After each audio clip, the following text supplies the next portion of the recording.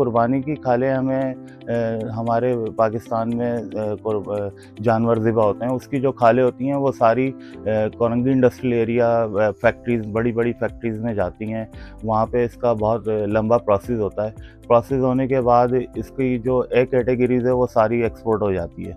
उसके बाद जो बी और सी कैटेगरीज़ होती हैं वो सारी हम लोगों को यहाँ पे मिलती हैं, उससे हम मुख्तलिफ़ प्रोडक्ट बनाते हैं। जैकेट्स, ओवरकोट्स, पैंट्स, वेस्टकोट्स और गुड्स के आइटम्स में आ जाएँ तो उसमें लैपटॉप बैग्स हो गए, आईपैड कवर्स हो गए, मोबाइल कवर हो गए, लेडीज़ बैग्स हो गए, या ऑनलाइन हमारे अमेज़ॉन्स के ऑर्डर्स होते हैं, ये वेबसाइट्स के ऑर्डर्स होते हैं, तो वो सारा हम उसमें बनाते हैं।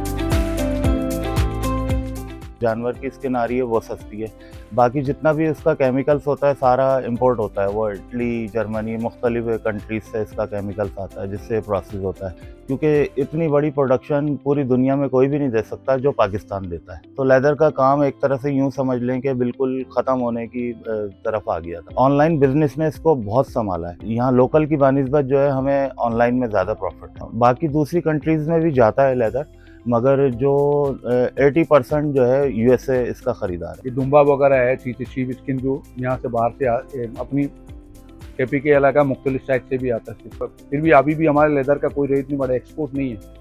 एक्सपोर्ट होता फिर रेट बढ़ता। गवर्नमेंट दूसरा कंट्री के साथ अच्छा ताल्लुकात करे और बिजनेस को बढ़ाए इस चीज़ में, और रिलेशनशिप बढ़ाए इस चीज़ में। कम से कम भी जैकेट ना भाई 6000 के कम से कम, ठीक है। और ऊपर जो आप 14,000 की है, 12,000 के भी है, बिना के भी है, तो अभी हम लोग जो बेच रहे हैं 2,500 के, 2500।